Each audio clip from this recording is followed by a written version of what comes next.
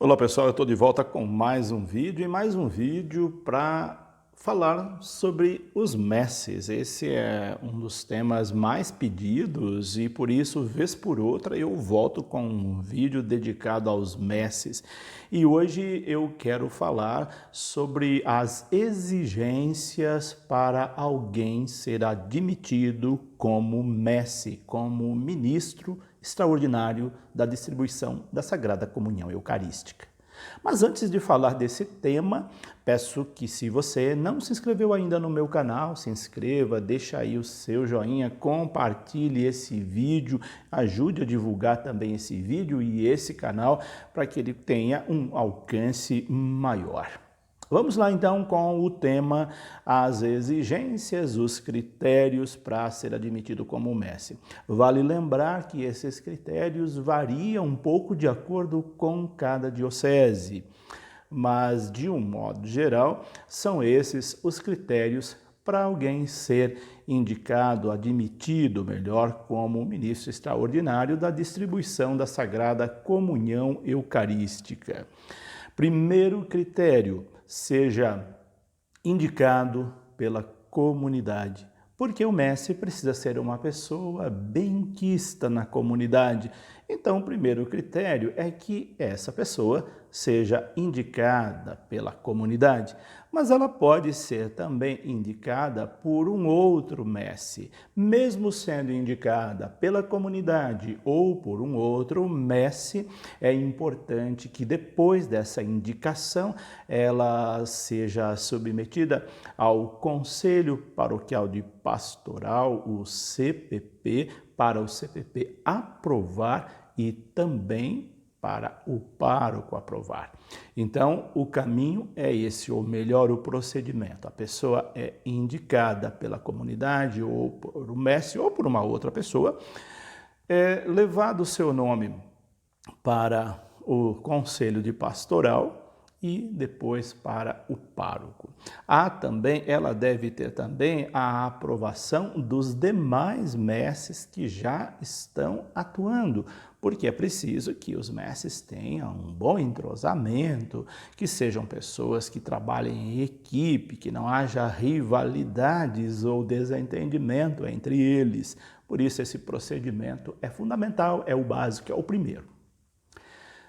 Depois, que ame a comunidade, que goste de atuar na comunidade, que defenda a sua comunidade, a sua igreja. Que seja uma pessoa humilde, grifem bem isso. O mestre deve atuar com humildade, ser uma pessoa humilde, não pode ser uma pessoa arrogante.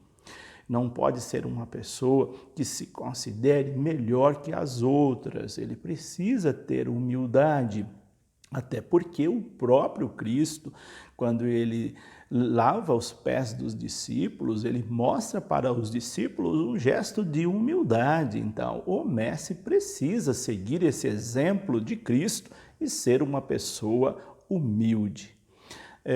Que seja também uma pessoa que sirva. Serviçal não é um termo muito adequado, porque isso soa como alguém que faz algo obrigado, mas que seja servo, aquele que se coloca a serviço, que se coloca para servir, que tenha disponibilidade de servir e goste de servir, ame servir a igreja. Isso também é importante. A pessoa que mostra que gosta de servir, isso é muito importante, essa característica para um mestre. Também que seja uma pessoa que demonstre capacidade de liderança e que tenha uma boa comunicação, que possibilite exercer bem o seu ministério. É claro que esse não é um critério que vá excluir a pessoa, mas agrega valores se a pessoa tiver essa capacidade de liderança, tiver uma boa comunicação, para poder exercer bem o seu ministério. Que seja uma pessoa, e isso é fundamental, que goze de boa reputação reputação na comunidade. Uma pessoa que não tem boa reputação não é uma pessoa adequada para ser mestre. Lembrando, ela vai lidar diretamente com o sagrado, então não pode ser uma pessoa que tenha má fama na comunidade, que seja uma pessoa que não tenha uma boa reputação. Então, se é uma pessoa que não tem boa reputação, é lógico, ela vai ser barrada logo nas primeiras instâncias da indicação do seu nome. Que seja uma pessoa que mantenha uma boa convivência conjugal se for uma pessoa casada. Portanto, se é uma pessoa que tem desavenças familiares, que faz da sua família um inferno, a mulher briga com o marido briga com a mulher, não é exemplo para os filhos, nem para os vizinhos, nem para a comunidade, então essa pessoa não deve ser mestre. Então, ela deve ter uma boa convivência conjugal se ela for uma pessoa casada. E se ela for uma pessoa solteira, ela deve ser também esse exemplo dentro de casa. Outro critério é que comprometa a participar das formações oferecidas pela paróquia, pelo setor, pela diocese. De acordo com cada realidade, há lugares que começam de cima para baixo. Formação diocesana, formação de setores, formação paroquial. E outros que começam de baixo para cima, formação paroquial, de setor e formação diocesana. Mas que a pessoa que quiser ser mestre, ela deve ter essa disponibilidade de participar dessas formações.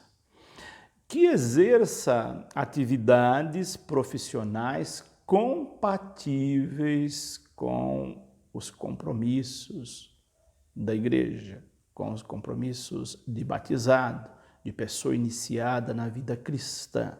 Então, dependendo da sua profissão, também você não deveria ser mestre. Vou citar um exemplo aqui, porque de repente pode ficar dúbia essa colocação, né? Dependendo, isso é preconceito? Não, não é. Por exemplo, se você tem uma casa de prostituição, é sua profissão essa, você não deveria ser mestre.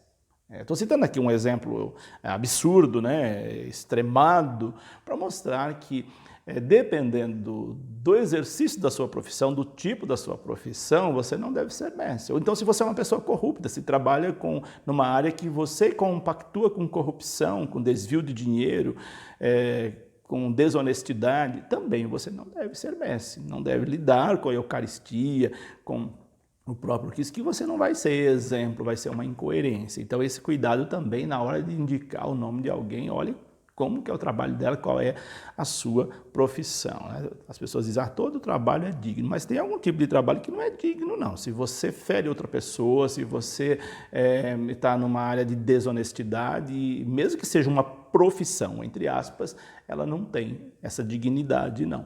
Então, ter esse cuidado também. Obedeça às normas e ritos determinados pela Santa Sé, em vigor na sua diocese, ou seja, seja uma pessoa que siga as normas da liturgia, as orientações para os ministros extraordinários da Sagrada Comunhão.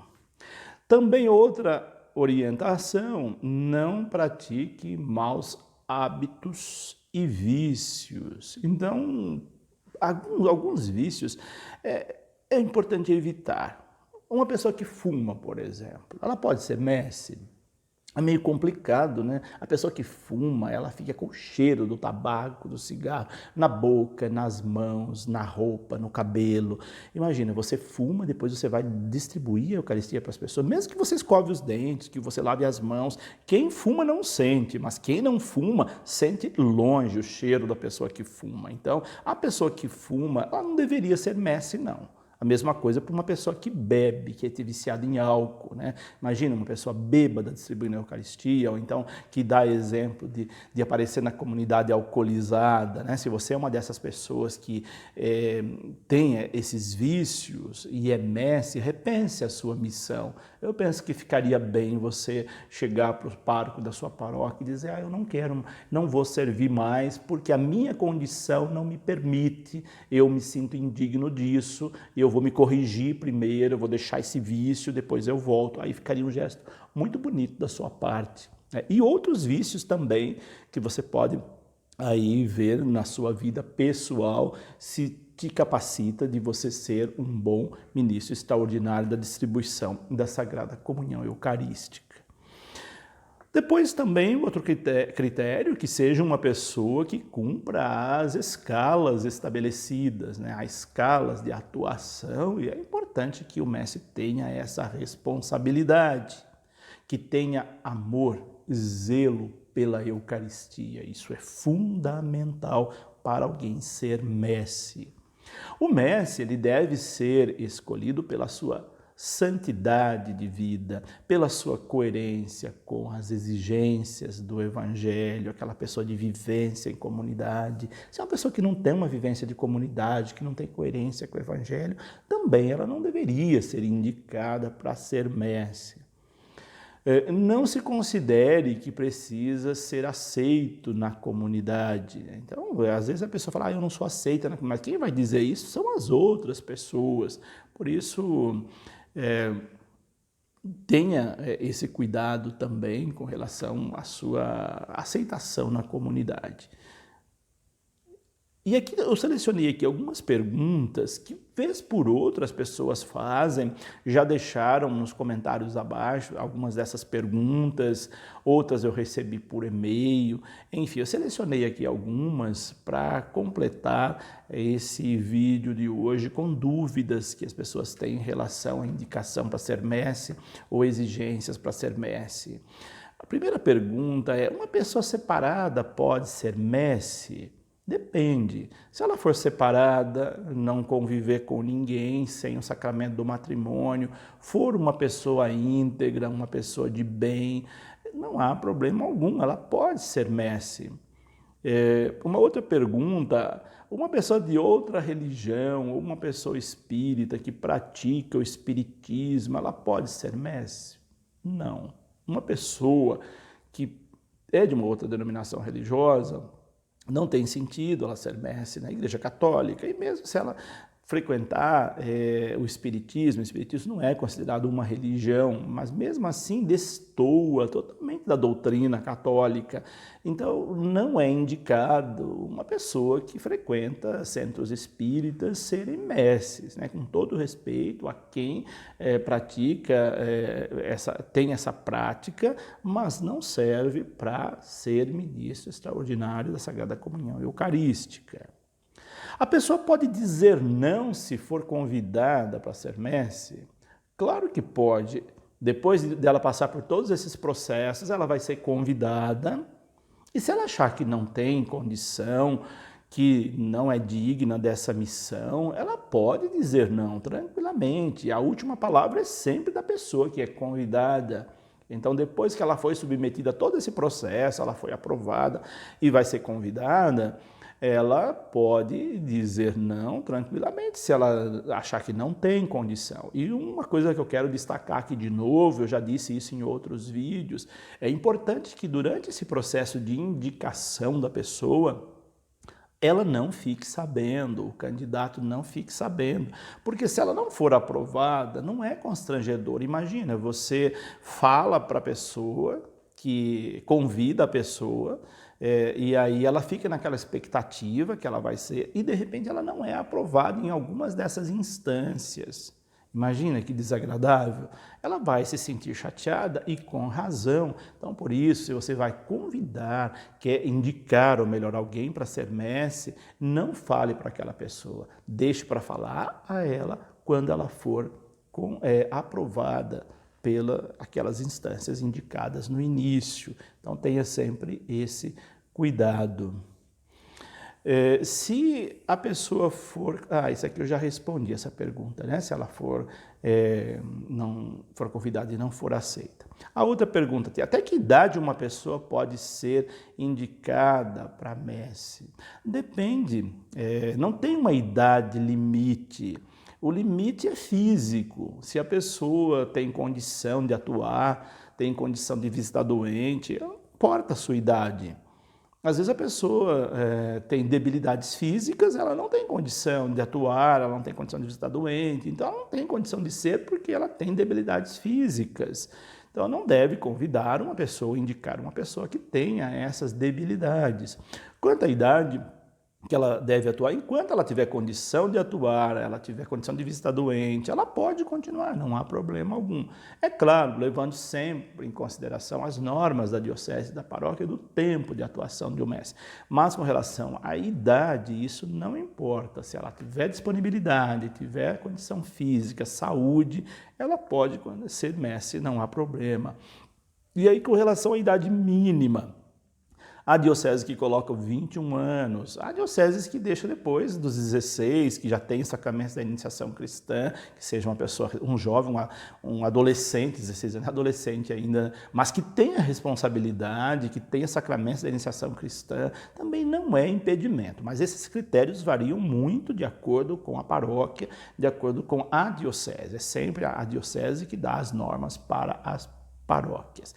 Então, isso também varia muito de diocese para diocese. Em média, é por volta dos 21 anos que uma pessoa é indicada para ser mestre, porque aí ela já tem os sacramentos da iniciação cristã, ela já tem vivência de comunidade. Então, a partir dessa idade, fica melhor, fica mais viável a indicação. E a última pergunta aqui, eu posso deixar de ser mestre e voltar a ser depois mestre? Pode, não há problema algum.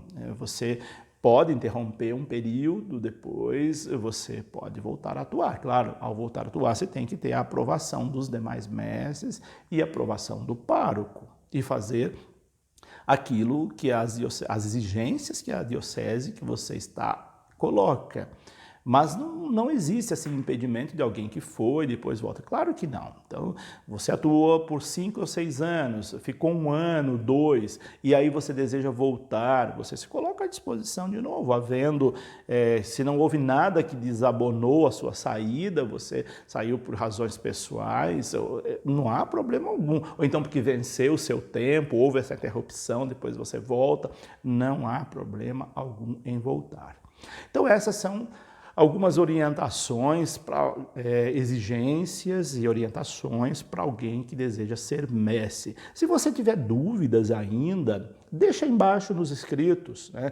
Também dê sugestões de tema para esse canal, tema que você gostaria de ver abordado, tratado aqui em relação à igreja, em relação a atuações pastorais, missionárias. Pode fazer pergunta, pode deixar seu comentário ali embaixo também. E não esqueça, então, de se inscrever, de apertar o sininho ali e deixar o seu joinha aí para esse vídeo ter uma força maior. Por hoje é isso, deixo aqui o meu abraço e até o nosso próximo vídeo. Que Deus os abençoe.